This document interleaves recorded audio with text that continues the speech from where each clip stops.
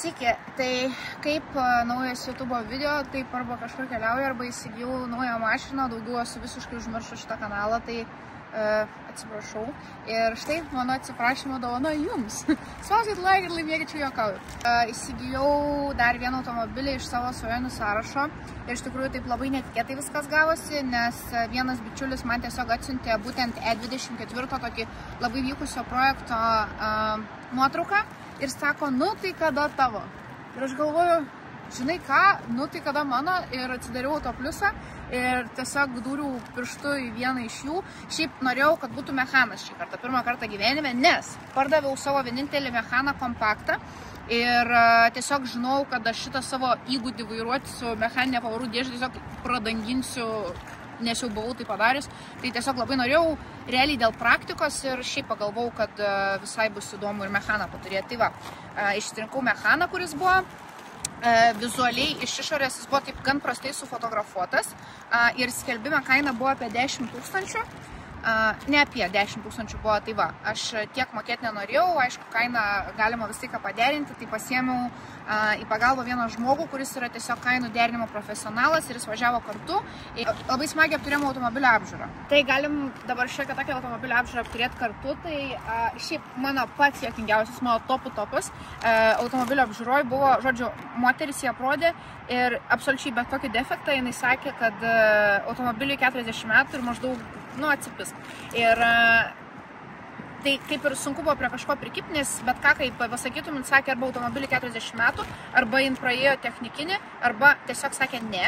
Tai pavyzdžiui, vienas iš ne, mano pats mėgstamiausias, yra šitas grotelių ne. Nes mes jį sakom, čia grotelės, okei, suprantam, o kas čia? Vat pažiūrėkit, čia yra tiesiog kažkoks prisuktas, neaišku kas, išlindęs. Ir tipo visiškai kitokios formos, jis yra siaurėjantis, o čia yra aišku, nu va toks kaip turi būti. Tai va, ir čia yra tiesiog, sakom, tai čia ne originaliai. Ir jis sakė ne. Tada automobilio ant bagažinės yra, čia neaišku kas, bet yra ir čia antenai, ir ten antenai. Ir mes jį sakom, nu čia kas šį vyko, čia jinai apvirtus gal buvo, nes nu šiaip labai tokia, matas kažką išgyvenus. Ir galiu parodyti kur, kad čia va, tikrai kažką išgyvenus. Nu ir moteris sakė ne, tiesiog ne, ir automobilis tobulas, jisai restauruotas. Restauruotas po to, tarp kitko, apžiūros metu išsiaiškinom, kad galbūt restauruotas ir remontuotas gali reikšti tą patį. Ir čia visiškai, moteris beje, ta prasme, jos lietuvių kalba tikrai nebuvo pirmoji, tai aš nepykstu, bet tiesiog mes ginčijomės ties tuo, kad automobilis nėra restauruotas.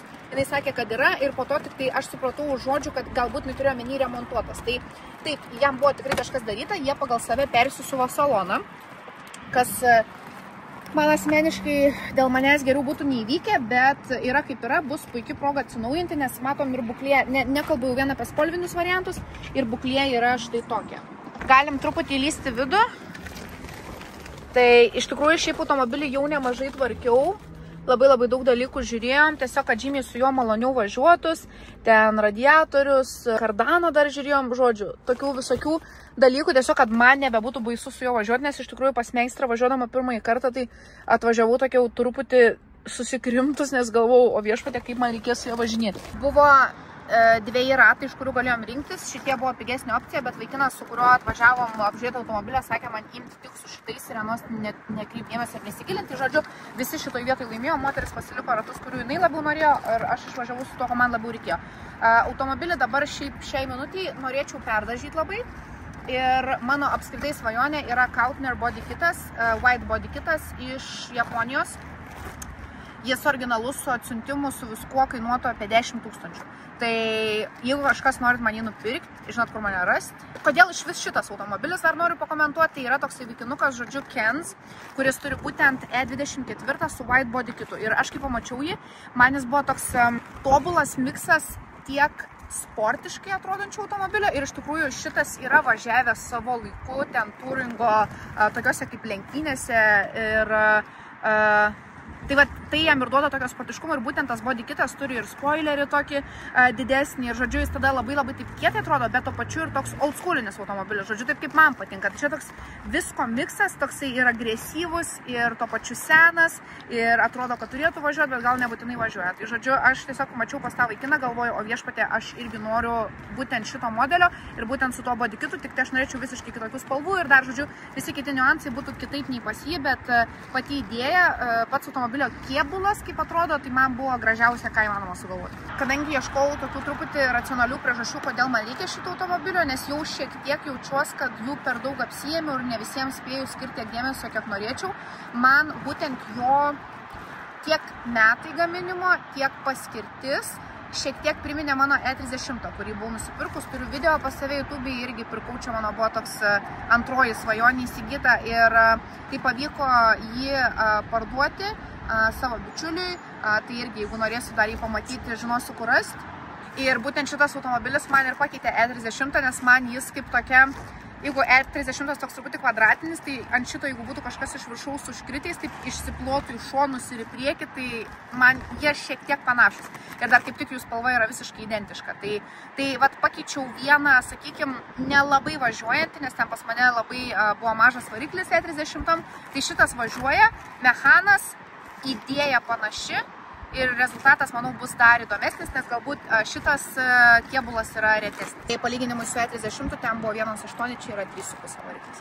Tai galutinė kaina, kurią sutarėm, pagal automobilio būklę, nes tikrai jinai gyvai atvažiavus nepaliko kažkokio neišdildomo įspūdžio, sutarėm 7,000 su ta moterim.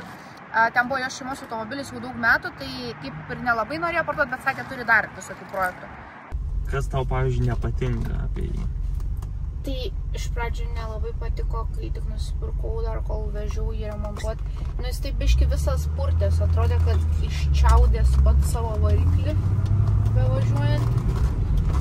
Ir man gal taip biški nejauku buvo, nes aš nesuprantu, kas šiam yra ir nežinau, ko tikėtis. Dar per apžiūrą tas vaikinukas, kur kartu važiavo, paminėjo, kad stabdžiai tiesiog sulindo spaudžiant. Tai čia yra mano tokia turbūt didžiausia baimė, kad aš lėksiu ir mašina tiesiog nestos. Tai va, po remonto dabar jau yra ties visais šitais dalykais ramiau, nes labai daug ką patvarkėm. Kiek už remontą sumokėjai? Remontas šiai minutį kainavo 5,5 tūkstančio. Dabar jau po remonto, jau šiek tiek su ją pravažiavau, buvau nuvažiavus iki Kaišiadorių, šiaip nemažai su ją ratų jau apsukau, tai man jauku joje važiuoti ir man čia yra svarbiausia. O visa kita jau, kad būtų ne tik jauku, o dar ir gražiai atrodytų, dar pasieksim šitą lygį. Tai štai toks mano įvykęs pirkinys, nežinau kaip manot, ar vykęs ar nevykęs, žiūrėsim dar eigoje, ką pavyks su juo nuveikti. Iš tikrųjų, kai nupirkau, gavau žmonių žinučių, kad buvau užsisaugęs Auto Plius, aš irgi labai norėjau, iš tikrųjų nežinau kaip kitų žmonių santykis būtent su E24, bet aš buvau užsisvajojus būtent dėl to vieno projekto, kurį mačiau Instagrame. Ir iš tikrųjų esu kontakte su tuo vaikinu, susirašinėjus būtent apie jo automobilį, tai labai faina, jis mačiau palaikė ir džiaugiasi, kad aš įsigijau tokį patį, tai žiūrėsim, kur šitas projektas mus nuves ir galbūt jūs turite jam kažkokią viziją ar idėjų ir pasiūlymų. Tai lauksiu komentaruose ir iki kitų pirkinių.